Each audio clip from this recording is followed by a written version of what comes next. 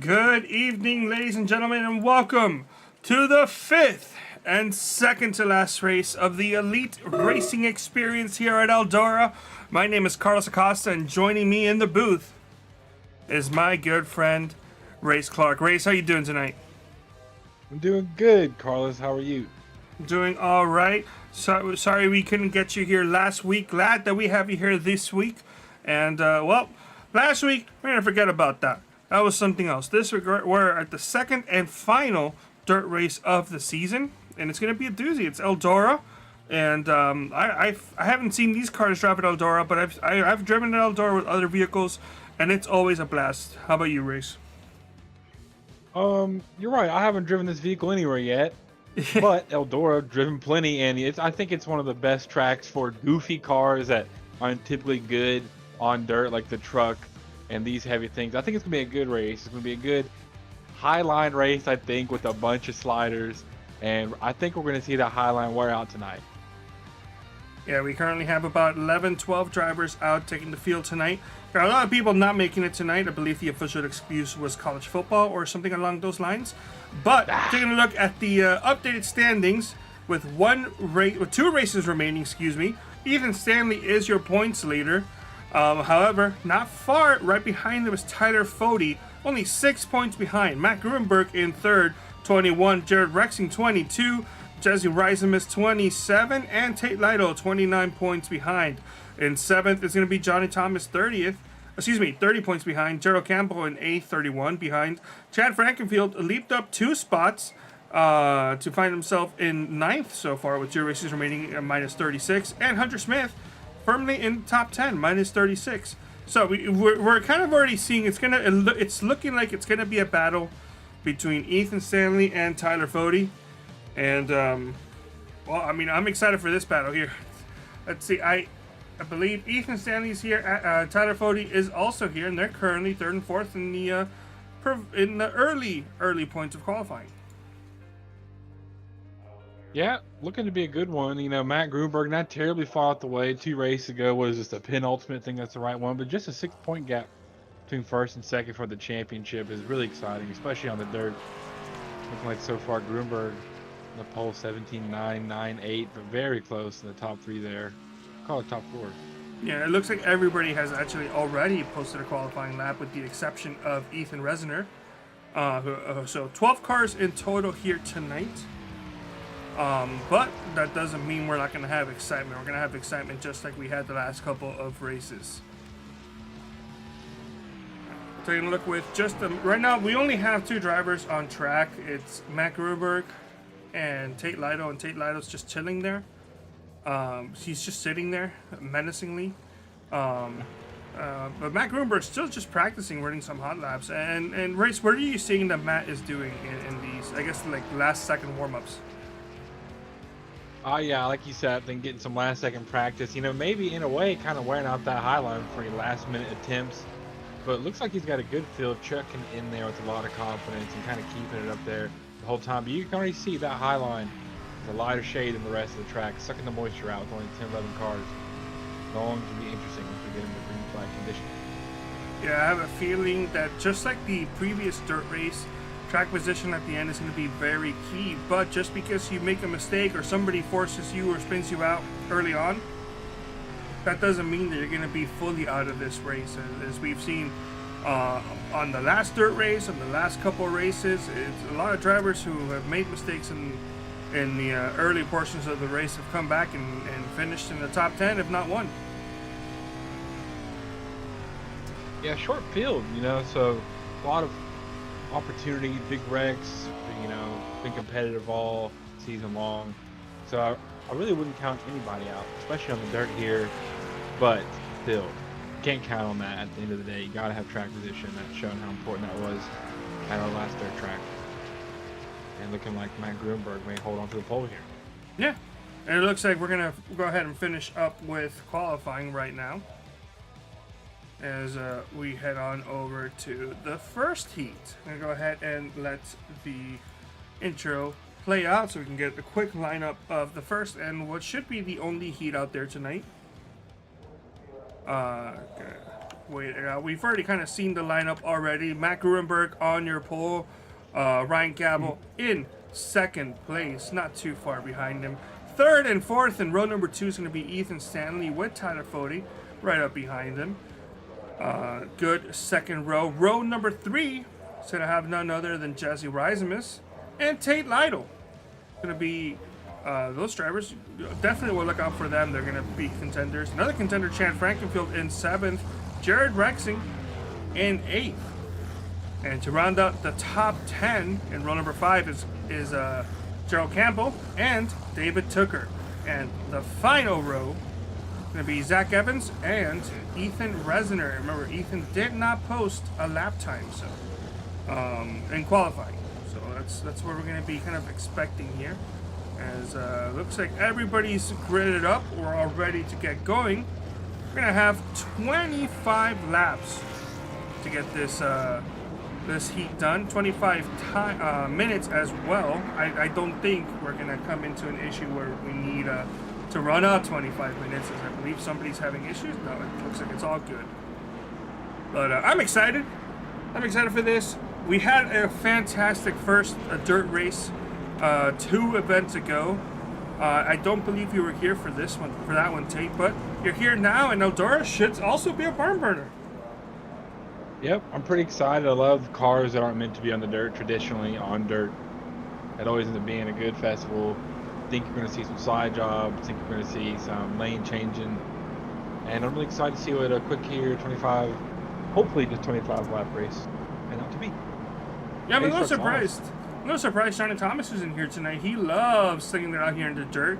But I believe also he's one of those drivers that have listed college football as a reason they're not in here tonight. Ooh. The college deuce ball. Ooh. We can't say that here. Ooh. Green flag's out. Start of the first heat. First and only heat. Everybody here is in the same heat. 20 laps, excuse me, I thought it was 25. It's 20 laps, and Matt Grunberg is off to a solid start. Ryan Gabel driving it on the inside, trying to get that lead position. Can he get it? I don't know. We'll see. Kept it respectful right there. You imagine it's a white flag, maybe he completes that slide job, but tucks in line on the high side there. Looking like everyone's trying to do the same. Got Ethan Stanley there, though, side by side. Maybe looking to make a slide jump here work, but I don't know. The high side is carrying just such great momentum. Yeah, compared to the last couple of weeks or last couple of races that we've had, where nobody was really safe and there was always a battle no matter what, it's pretty strung out as Matt Gruenberg he's having to defend Ryan Gabel, but it's not like Ryan Gabel is constantly in his side by side with him. It's like the first time we're having a battle where the drivers they're both single file, and it's whoever makes a mistake, and Gabel made the first mistake. No caution, caution's out. Man, I was just about to say he's making that extra high line work. It looked like it had some speed, but that cushion will catch you, snap you up into the wall, and then unfortunately whips him all the way around. And we saw him scrape the wall just like we barely caught that almost, I think, half a lap ago. And he did the same thing this time by, except this time he hit it at such a harsh angle that the car just lost momentum and it over-rotated and it went around. Thankfully, damage is looking okay, though. I think we'll be okay. He has a lot of speed, too. And he was trying to making the cushion work, but not a lot of grip up there. The corner kind of leveled out. I mean, yeah. When we were at the Charlotte dirt track a couple weeks ago, or a couple races ago, we were talking to both Cal Hanshaw and Johnny Thomas, and one of the things that they were really concerned about with these cars is how easy it is to damage them and how hard they are to drive afterwards. And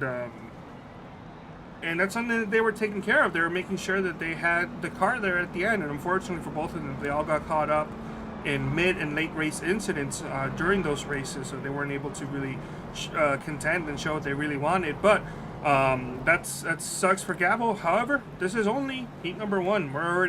We've already crossed over 6 laps of racing. I believe 4 laps of green flag racing, and it's gonna go by like that. So he needs to learn. All of these drivers here need to learn as quickly as they can, figure it out for the main event, because then we have 100 laps of more fun racing coming up here, and those are the ones that count.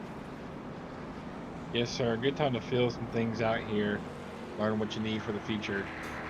Wondering, now they're almost halfway through this thing, about to go green again, will you see people be so polite on these slide jobs they look to improve their position for the race? Let's take a Matt look and see Gruber what is happens. off. Another hot start for Matt Grudenberg as he is comfortably to the lead. Tyler Fody has Jared Rexing up against the wall. And now Jared Rexing is getting passed by Tate Lato as Tate Lato to give it the old 1-2 in the inside of turns 1 and 2 here. As now he's single file in third place. Meanwhile, Ethan Stanley's trying to looking to the inside of Jared Rexing, but Jared Rexing is almost making that high line work as he's still hitting it, and somebody has gone around. I think that's, I don't know if that was Gerald Campbell or Ethan Resner, but whoever it was, they got it figured out. Yeah, we're going to need to figure out keeping the car out of the wall for the future. Like Johnny Thomas and Tate Lytle mentioned at the dirt track at Charlotte. These cars are more fragile than expected. Like you mentioned earlier, that was kind of unexpected when they mentioned that to us, and probably not wanting to beat these things up over a long race like that. Probably not going to pay you any dividends. Yep, excellent points. Meanwhile, top 3 single file. There's no real change, and they're all kind of separating themselves from 4th place Jared Rexing. They got a pretty good gap all to each other. That said, taking a look and seeing what's going on right now. Everybody's single file. You were right. It seems like it's going to be an outside line type of race. I thought we were still going to see some drivers battle on the inside. But it looks like that's just not happening, as Chad Frankenfield calls me a liar. Liar pants on fire. As he goes and makes a pass on the inside line. That was a great pass. Not even really a slide job, honestly. I want to give him more credit. That was straight up just a pass when the bottom line stood right in front of him. Good deal. But yeah, like you said, it's like single file. Higher you get there, more speed you make there. It's Tyler Fody, but it's a little too high right there. Matt Gruber looking protective on the inside. Got 2 people attack him.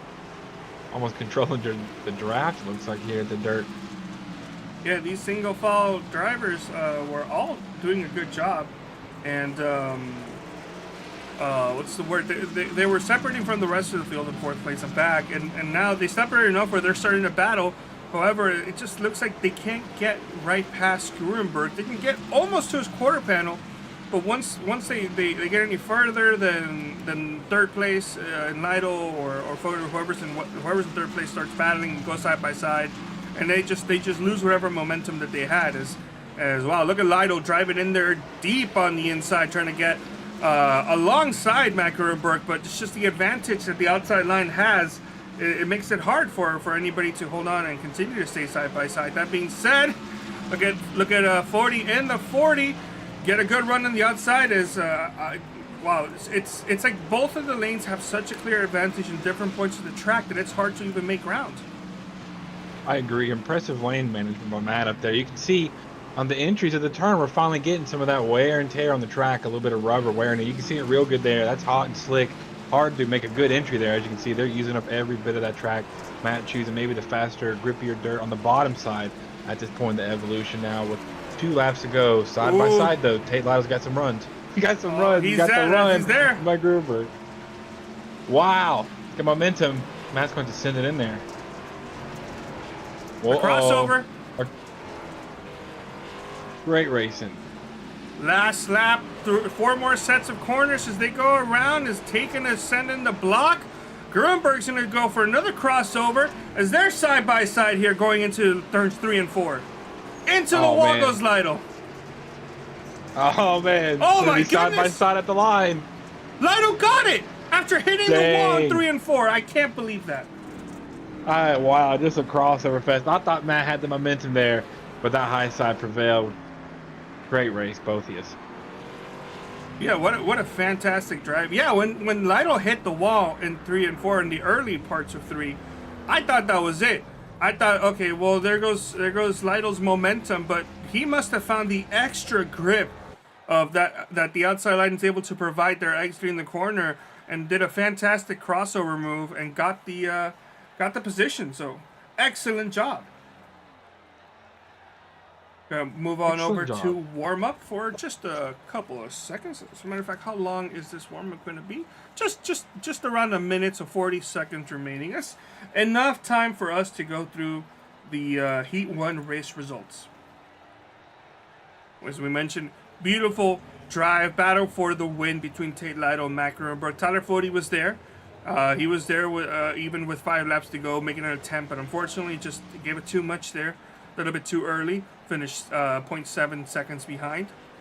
Jared Rexing in 4th. Ethan Stanley in 5th. David Tooker and Chad Frankenfield 6 and 7. Gerald Campbell finished 8th. Ryan Gabel in 9th. We saw him make that mistake early on in lap number 4.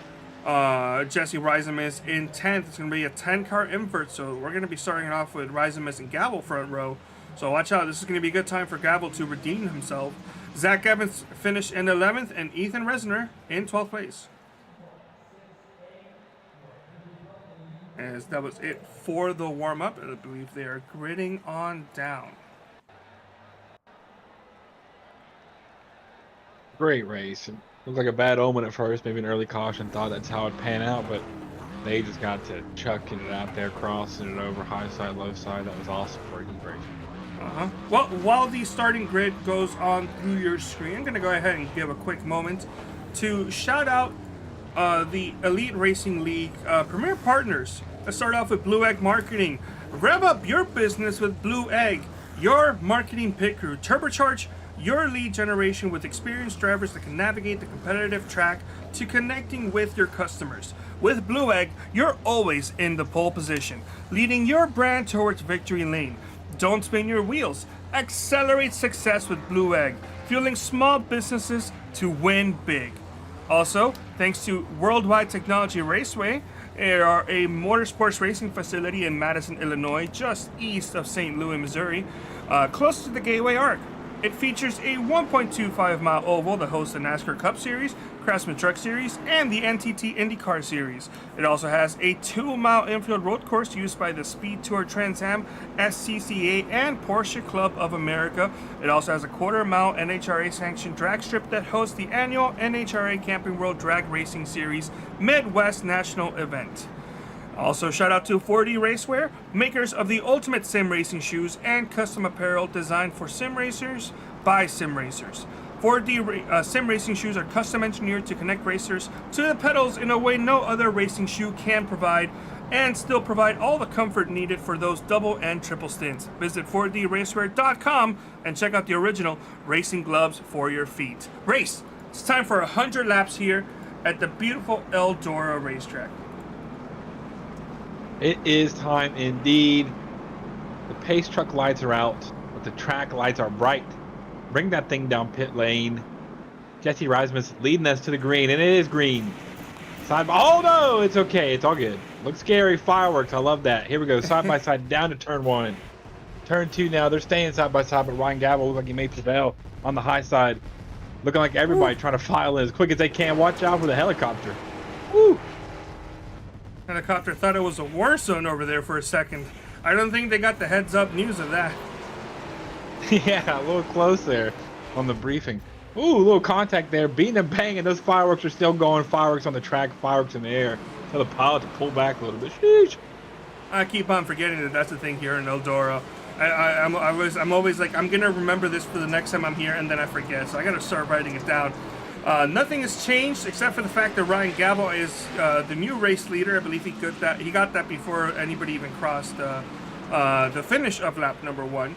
So Ryan Gabel, Jesse Reisman in 2nd, doing a great job holding off. Chad Frankenfield in 3rd, Ethan Stanley 4th, Jared Campbell 5th. David Tooker and Tyler Fody are 6th and 7th, and a little bit further back we're seeing Jared Rexing all the way on the inside, trying to get as many spots as he can. Currently in 8th, he's actually dropped the spot from where he started the race in 7th. Yeah, that inside line, I really, really would like to see it get competitive in this race. Everyone's already at the top, and they're keeping it cordial, so these laps are green. We're going to wear that top side out. We did it in just a short heat just a moment ago. So keep an eye on that there bottom line there, Carlos. I'll tell you what. Yeah, we'll take a look. We saw the bottom line being effective. It was, I don't know if it was really the bottom line, but more the middle bottom area that was being used effectively. in correlation with the outside line. Jesse Reisman is right on the back bumper of Ryan Gabel. As they're battling almost side by side. They are side by side there for the race lead. Just a contact there, not intentional clearly. Keeping it clean, keeping it sideways there. Jared Rexon still trying that bottom line out. Well, he's doing a great job so far. Oops. Beautiful production on the microphone. Perfect. Taking a look all the way at the tail end, almost tail end of the field in 11th place is Zach Evans. He's a driver who, before the race started, said, hey, I have a commitment I have to get to, something involving college football after this, so either take me out early or don't wreck. And it looks like the driver's unwrecking so far, and they're not taking him out either. So Zach's a happy boy right now. Agreed, everyone's locked in here. Looks like Jared Rexon going to fall to the tail end, maybe lock in here on the high side. The bottom line. Oh, caution's out. Yet. Oh. What Zach Evans is looking for there. Uh-oh. That's why I'm missing a front end right there. Yeah, I'm seeing Frankenfield and Ethan Stanley, and for the 4th week in a row, Chad Frankenfield has been involved in an incident. Actually, I think he's been involved in every single race in the. Oh man! That car may be done. That car does not look good. Both Ethan Stanley and Frankenfield have meatball flags right now. That was a big hit. No safer barrier here in Eldora. No, because they are not going at speeds fast enough to warrant a safer barrier. I believe it's more dangerous to have them. Wow. Unfortunate for both. Tate Lytle, sort of involved there. That could be a big hit the way these cars like to act. Yeah, hopefully Tate Lytle was got net coded through, but it does look like he did get involved for sure. Yeah, I'm seeing Matt Grunberg, Ethan Stanley, Tate Lytle, Ethan Resner, Frankenfield going down Pear Road. So damage to all of those drivers in one way or another.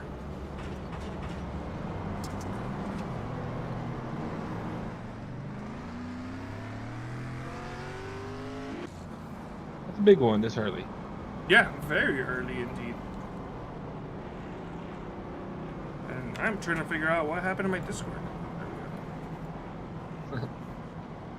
Trying to see if we can bring up a driver, but I don't see them in here. Is it one to go yet? It sure is.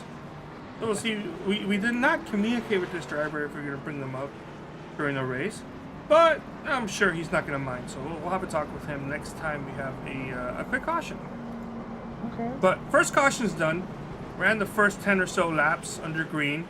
Perfect. Everybody was very nice and cordial.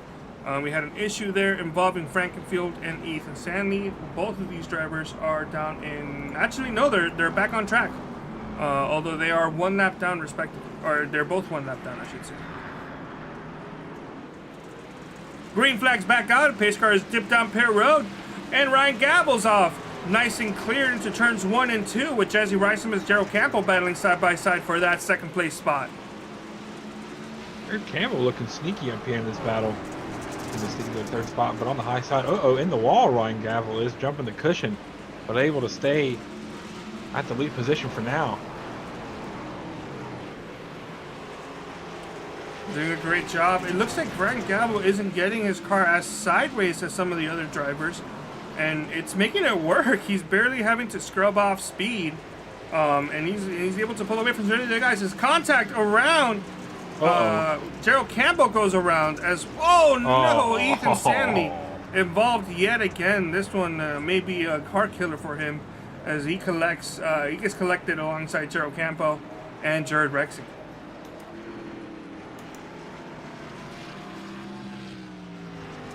Let's take a look. 3 wide. Contact with Zach Evans gets the 0-0 loosey-goosey, and contact with the 10 gets him around. Slight contact with the 15 of Frankenfield.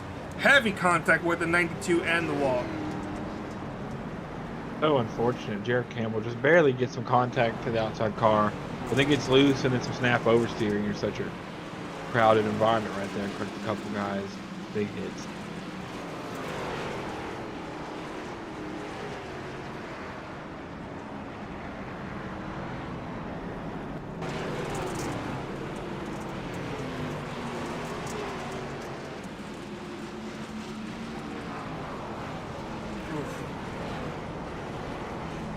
think Rexon might be okay.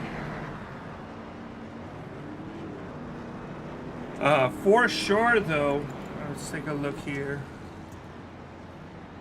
I see Ethan Stanley and Gerald Campbell both got meatball flags. So this is the second one for Stanley. As it looks like they're very quick to clear, but they're very damaging to the car overall. Ethan Stanley is out on track, though. He has not gotten it cleared, so I don't know what's up with that. He hasn't cleared it yet. I haven't received him being shown that it got cleared. Campbell got it cleared, though. He's all good to go. He's pit road right now.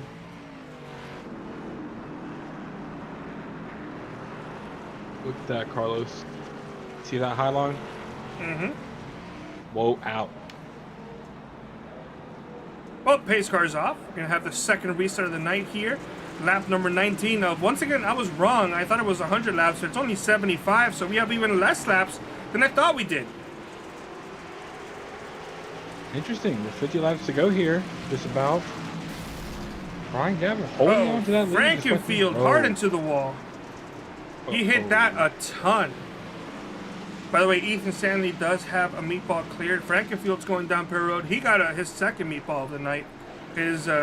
I think he may be pulling it in to finish it out, as that car got killed there. That was a big one.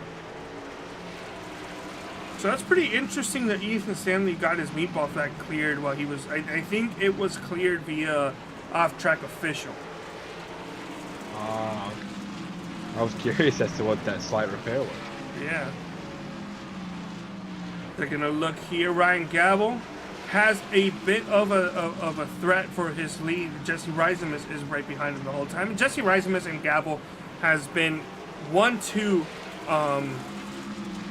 this whole race so far. Reisemus qualified, actually I don't remember where he qualified, but he finished half one in 10th place, which got him the invert pole position for the main event. Gavel had an issue after qualifying strong early in half one. Spun out, finished in 9th, so he qualified. He started this main event in 2nd, and they've been 1-2 in one way or another this whole race. 24, almost 25 laps into this race. And Reisemus did the best he could to get the lead, but Gavel was just a bit faster, able to execute both high and low line as they're wrecking. Oh no! That's terrible! Oh no! Oh no! Oh man! Yo no! Let's take a look at that, shall we? Let's. Oh man, he just gets to lose so much angle that it looks so unfortunate. But yeah, no clear intent, obviously. It just it's dirt racing. Yeah, tough in these cars. One went up, the other one went down, and unfortunately, the 70 isn't gonna like it where they met up.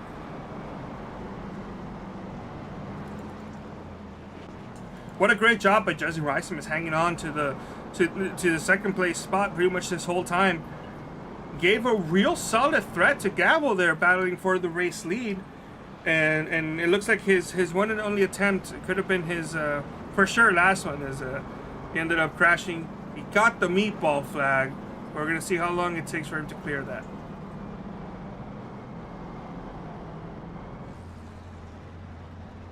Yeah. We're gonna see if we're one to go this time by. We are one to go this time by. Ethan Resiner, Jesse Reisemus, Ethan Stanley, and Frankenfield are currently down Pear Road. And I think Frankenfield's done for the day. His crew's not even trying right now. They're just talking about Pokemon cards.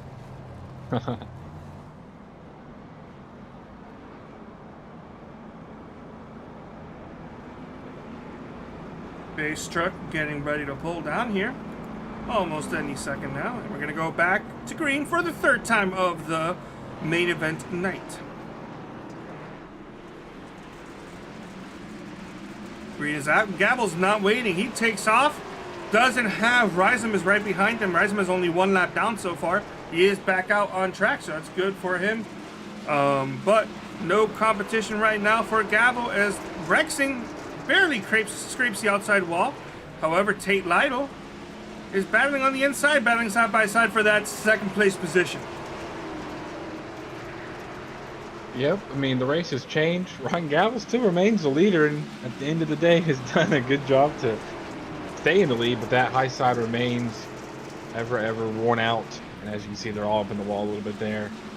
I bet you Tate Lytle, Matt Grunberg look like they're in really good positions. Yeah, both looking to get a pass done there. Jared Rexing also, though, at one point in the very back, trying to make that inside line work. I find himself P2. You can definitely still make up spots. As it seems like you're not really running a high line completely. You're starting off very high and then aiming kind of down towards the upper middle section of the track, especially in 3 and 4. 1 and 2, you're kind of mostly staying up high. But here in 3 and 4, you're almost using the wall as a crutch and then aiming it down towards the upper middle to get a really good run off the exit of the corner. Yeah, and all these cars running on the high side, A, are wearing out the high side, drying it out, and B, that cushion's getting thicker and thicker. So as the race look at goes that, on, 56. man, what an attempt there. Going to check up Jared Rexing, keeps it mature there. 1, 2, 3. A thick cushion. Don't jump that thing right now. It's going to put you in the wall harder and harder as the race goes on. Yeah, you can definitely see how the track is starting to wear down. You can see the rubber being laid down on the upper line. Meanwhile, the other lines are looking pretty good. So as the race goes on, what will become the actual dominant line here? I think we'll soon find out. You're starting to see Matt looking to search just a lane below where we got that rubber building up. But it still looks like the high side's a place to be. There's still a dry line above that, or excuse me, some moisture above the dry line where you can stick that right rear and find some grip. Able to see, I think, Ethan Stanley struggling with his race car. That car has been significantly damaged. I don't think it has been repaired since he got that meatball flag. So I think maybe that's why he's struggling more. Trying to get a lap back, but it looks like he's going to go down a second lap here very soon as the rest of the competition is gaining on him via a significant margin. He's almost 2 seconds slower. Yeah, that car is beaten and battered. He took a big hit, just kind of hanging on here. Still trying to get some points. Still a season on the line for many of these drivers. And still at the end of the day, having some fun. Going on the low side, getting out of these drivers' way matters. Great move by Ethan Stanley to get out the way. Remember, all these drivers have one drop race, and Ethan Stanley's been doing pretty good so far. So if this has to be his drop race, I'm sure he's not going to be that upset about it. That's a great point as well. Making Top sure the four. drop is working. Top 4 have pulled away from the rest of the competition as they're within 8/10 of a second. It looks like now 7/10 of a second from the lead. And then 5th place and back is at least 2.7 seconds back. So these 4 guys have the cleanest cars, and they're able to pull away and start gapping the field. And if we keep on going green like this, we may end up seeing these drivers get lapped. Like we just saw Stanley go a second lap down. You know, a couple laps ago, I wasn't sure about that. Oh, man. All right, hold on to it back there. We're good. We're good. Zach Evans with the nice clean hands there. Locking in. Great collection. He has his TV off. He's saving as much energy as he could because the moment this race is done, he's turning that TV back on for something else. Oh, don't do it, Zach. He's out there struggling. He's got some race damage, but he's currently in 6th place and doing a great job with it. Battling side by side here. All the way in the inside is Matt Grunberg, number 54 machine. He gets the run in the middle of the corners and the entry in the middle of the corners, but he just loses too much momentum on the outside. Blocks the 10 of Jared Rexing, and almost around goes Matt Grunberg. He does a fantastic job to save it, but I'm sure that Rexing was not going to back off the throttle in this case. He's like, that's too egregious. I know what you're doing, and you're not doing it. Yeah, I was about to say that Matt was making more and more time on that middle bottom line there, and kind of maybe jumped the rubber a little bit and didn't quite slot in there. Like you said, wow. Both these guys are jumping the cushion every lap, but still remaining fast. That high line still got some speed in it, but it's wearing out more and more, getting slicker and slicker and harder to make good time around. Taking a look here, the last couple laps, 18.7. I can put it up here. 18.7 seconds, 18.8 seconds, first and second place. Their best laps though are 18.3 and 18.45. So it's the speed has dropped off a little bit, and I'm assuming it's only going to get slower as the run continues.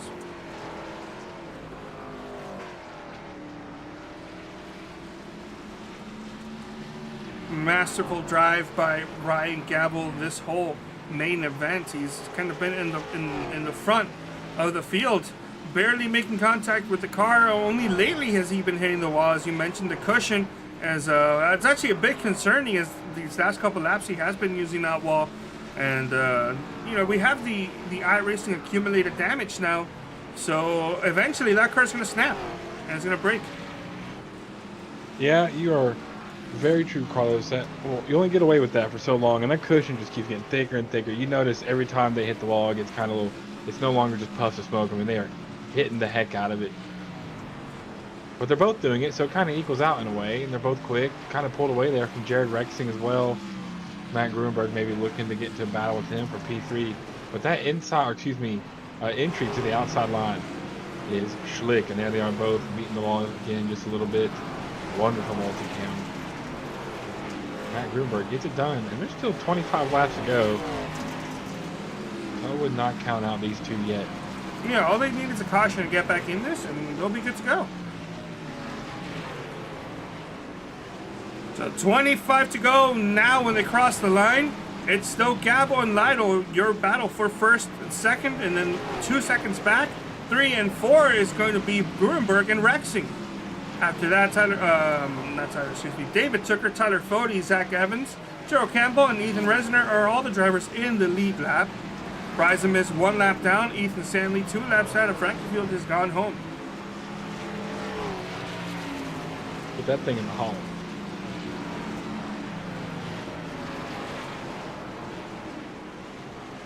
Ever since Matt Gruenberg got that third place spot, he's kind of been pulling away and is slowly gaining some time to the race leader. So go ahead, pull up. Look at that. He's been gaining a little bit of time every single lap, at least for the last 5 laps. Now, it's not a lot, but if we don't get a caution, he might get there. Caution's out. Wow, never mind. Oh, yeah, I almost didn't believe it. I was watching the race, listening to you talk, and there it is. Yeah, look at that. Hey, I forgot about this.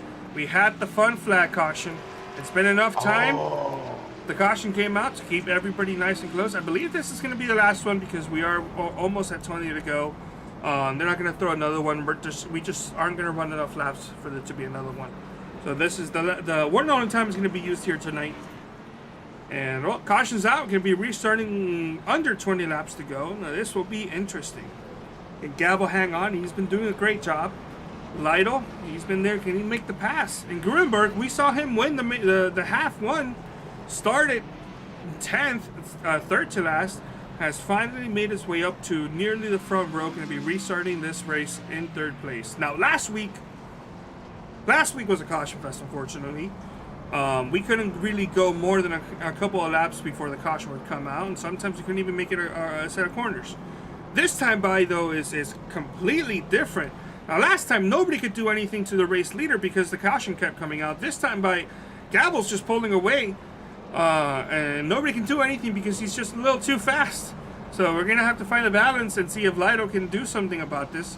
But for the time being, it's going to be very close. Yeah, I know I've been barking about the track state all race long, but I really see that thing worn out. You can tell Matt was coming there while them guys are still trying to make that outside line work. So I think this one's going to get real interesting, especially if we keep it green.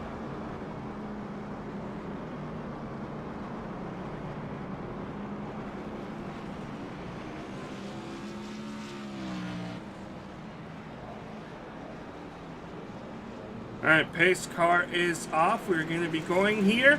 And nothing different this time by as Gabo has cleanly gone, choosing the outside line in turns 1 and 2. No competition from Lido as now he has to defend the outside line from Jerry Rexing and Matt Gruenberg. Oh, man. Almost a Ross Chastain line right there. but gets back over the cushion. Honestly, pretty good run right there on Tate Lytle's bumper. Matt Gruenberg immediately down into the moisture, the more tacky dirt, looking to make that work. Maybe get some momentum going here and may just get it done here for P3. Ooh.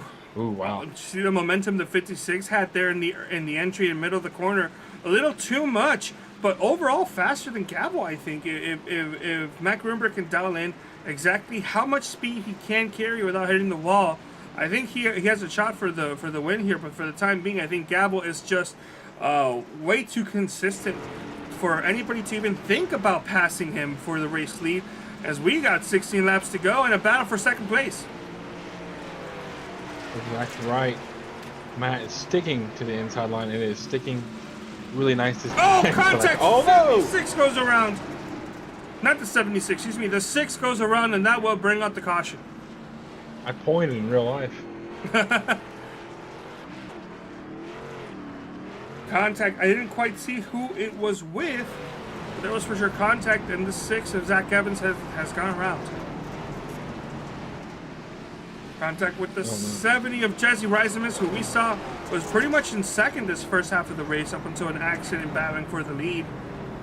Since then, he's been kind of struggling, climbing his way back up, currently in 7th, but significant damage to the 6. He should, I think he might be okay. But that brings up the caution. With 15 laps remaining, 14 probably going to be restarting with 12 laps, 12 or 13 laps remaining. No, I think 12. Unfortunate for Zach Evans there, just trying to get back to his game, whatever game they play nowadays.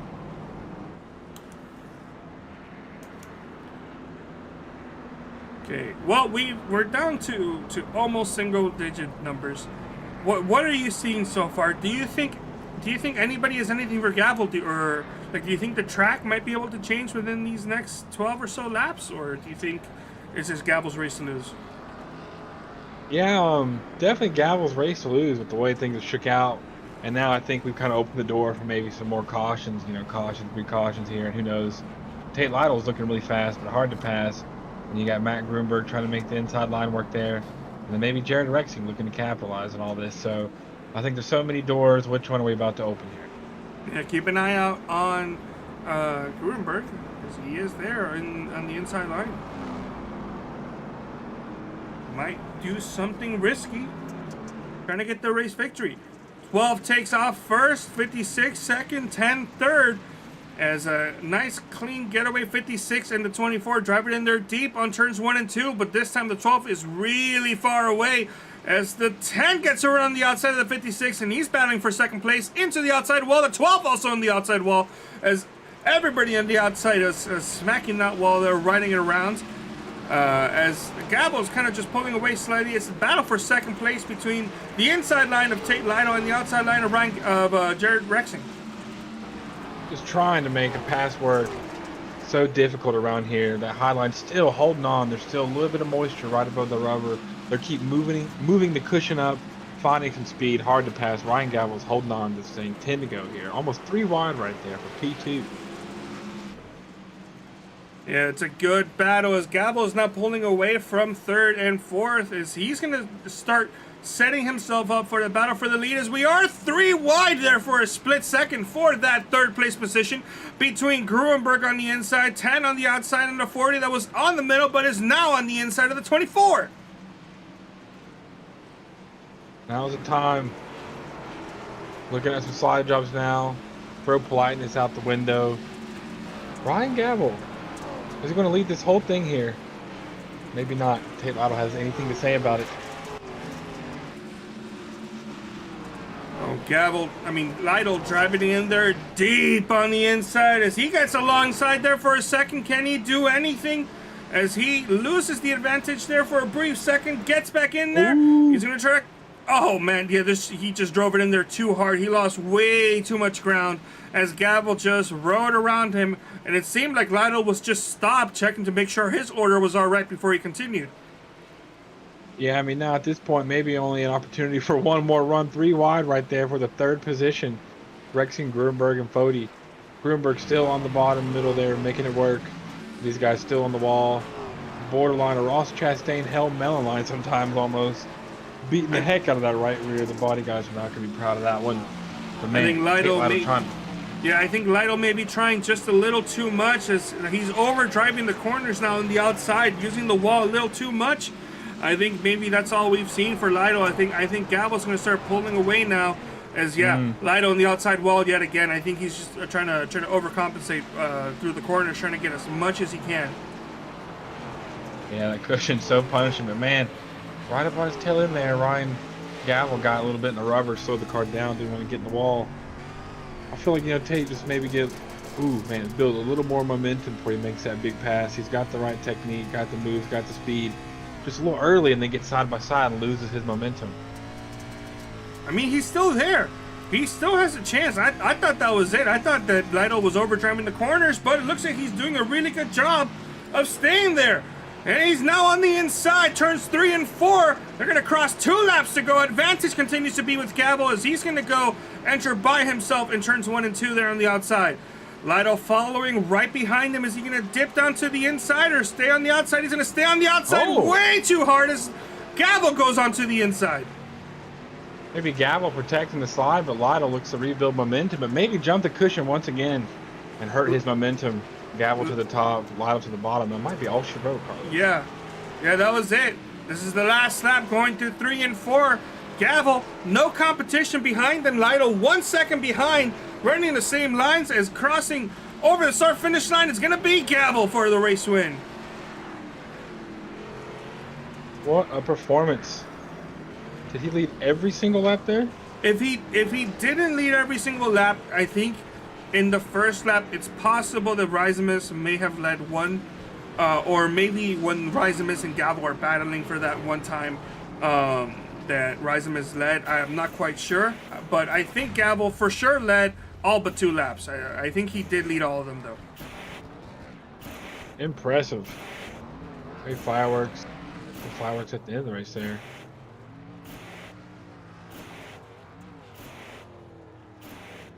So what a fantastic drive by Ryan Gavel.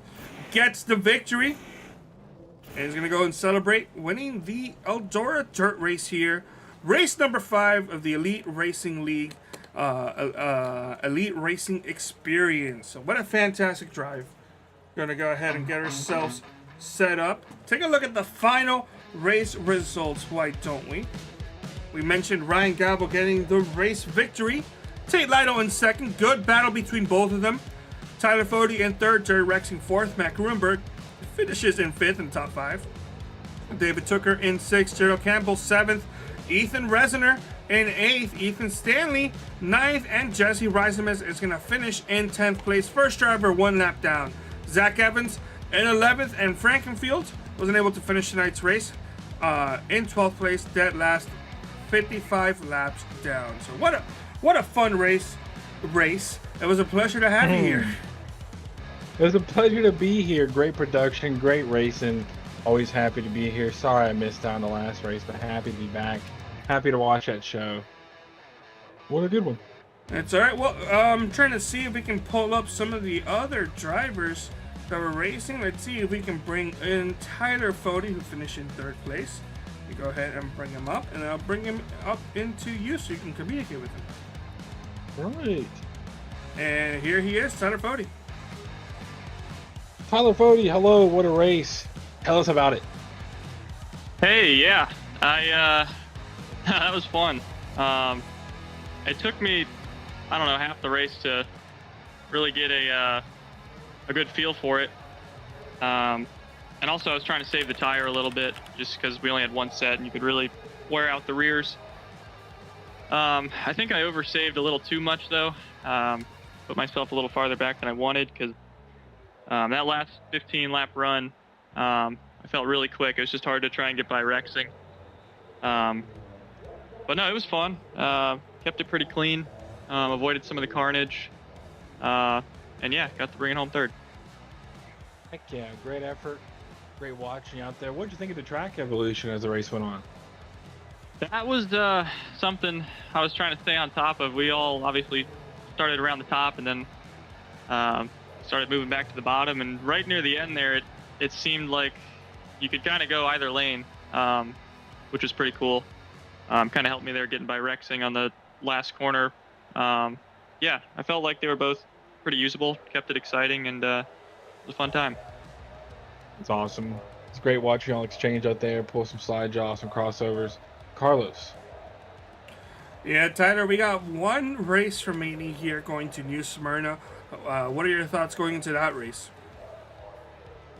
Well, I haven't seen the updated points, but they're going to be pretty close between Stanley and myself here, so it'll be cool. I know neither one of us have ever run that track and car combination, so it'll be fun. I'm sure we'll both see each other up there, and depending on how close the points are, we'll just have to manage it.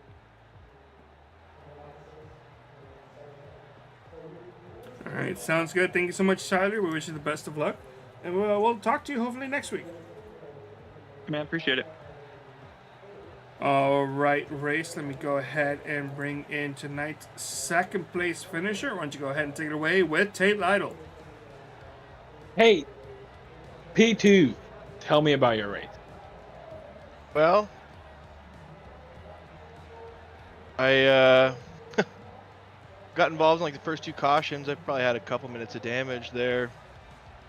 On the left front and the right rear, it was an awkward feeling car because I felt like it was like a U shape because felt like the right rear was all jacked up and the left front was all jacked up from hitting Stanley when he got wrecked earlier, and it was driving good in the corners. It just was like awkward on the straightaways in the main. I felt like I couldn't really like point the car exactly where I wanted to, but it is what it is. PT is good. Obviously, when I come to the dirt tracks, I feel like I should win. So it's a bummer to not win, but gave it a good run. Won the heat in a sort of exciting fashion, and good time. Heck yeah, very exciting indeed. Always great watching a race out there. Tell us about the track evolution. You're one of the guys who really stuck to that high line for most of the race, but was looking, low for a pass there at the end. What'd you think of that? The bottom was good in 3 and 4, but it was slow in 1 and 2 for whatever reason. I couldn't get it to work as well. I don't know. I just kind of bummed out. I couldn't quite get a big enough run on Ryan to throw anything at him.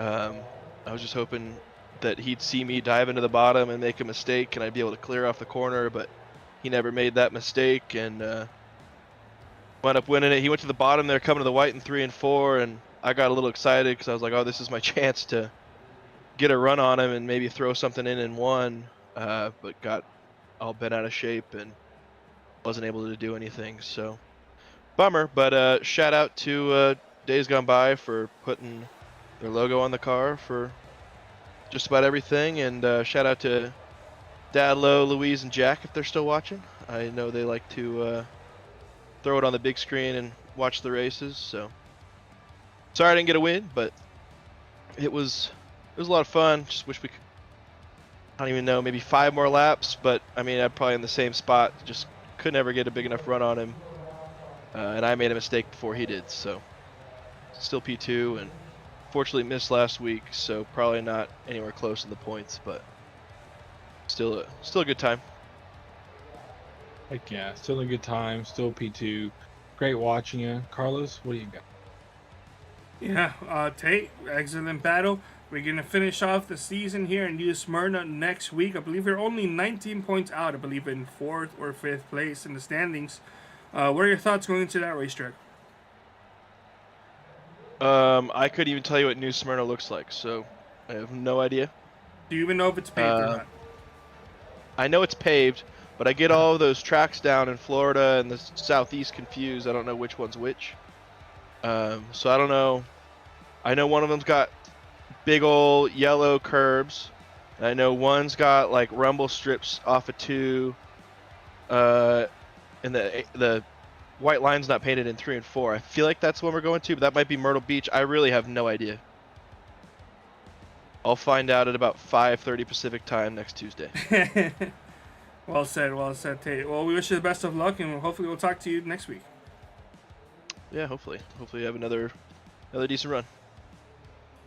All right, that was your second place finisher. And then let me go ahead and bring up tonight's race winner race. Take it away. Ryan, hello, congratulations. You're the race winner. Tell us about it.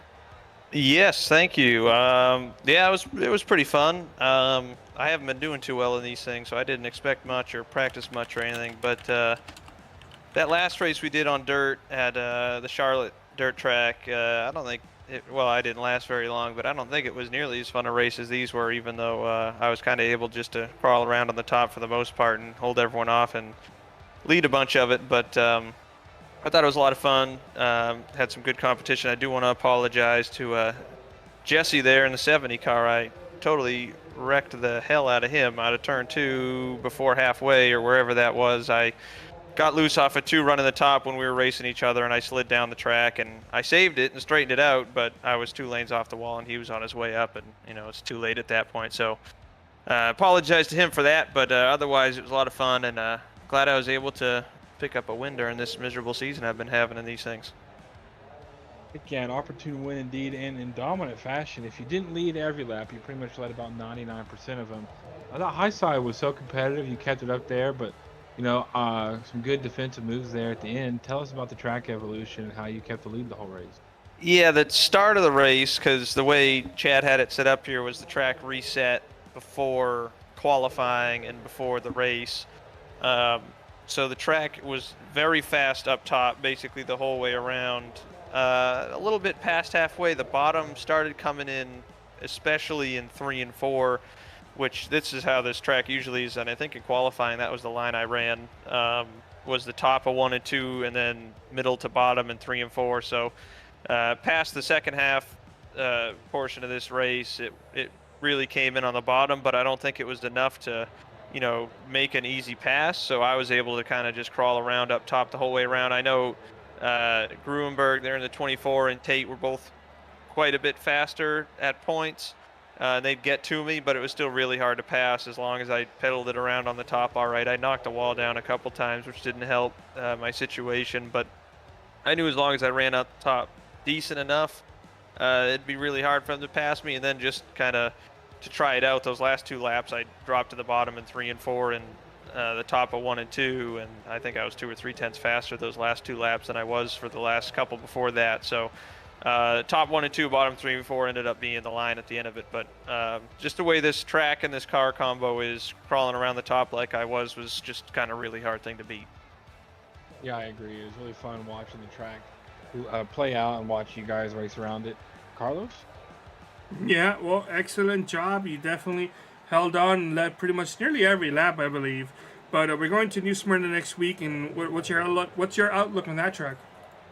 Yeah, you know, I do have that track, and I've done a bunch of laps on it and all sorts of things. Not this car specifically, but I'm looking forward to it. It's a fun one. I think it'll be a decent race. You know, that's a multi-groove short track. I haven't raced there in a while in anything, but you know, last time I raced there, it was, you had to run the top of 1 and, or not the top, but the second groove of 1 and 2, and the bottom of 3 and 4. And with this new dynamic track thing they've got going on iRacing, it's really made the short tracks race a lot different. So that was evident at IRP. That was a track I hadn't raced at in a while, and last time I raced there, it was the top or bust, and we were all over the place there. So I think it should be interesting. I have no idea really how it'll race with this new update we got a little while ago. So it'll be fun nonetheless. Hopefully I can put out one more good result, but I'm really just here at this point to have some fun next week, because obviously buried in the points, had a pretty tough first couple races there, so this is my first decent race I've had, really. So glad to get a good finish here, get a win, something to look back on as a success on this pretty miserable season. But yeah, looking forward to finishing out next week and then rolling into the Cup Series season here, which I think also starts in a week or two, so looking forward to that as well. All right, well said, Ryan. We'll wish you the best of luck. Congrats on the race win, and well, hopefully we'll talk to you next week.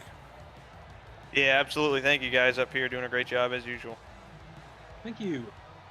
All right, race. That was a fantastic race for us to watch. Second to last one of the season. We have one race remaining in New Smyrna, and it's going to be a fantastic one to watch. Agreed, Carlos. Agreed on all points. It was a great race. Loved watching the track evolve. Loved watching the invert, how that played out. You know, Ryan Gavel led the whole race, but it didn't feel like it with the way them guys were spotting at it. Great show as always, great production. And yeah, appreciate you. Can't wait for the next one. Yeah, well said. Well, we'll talk to you guys next week. See you at the same time, same place, for one more race here at New Smyrna to finish the Elite Racing League ERX series.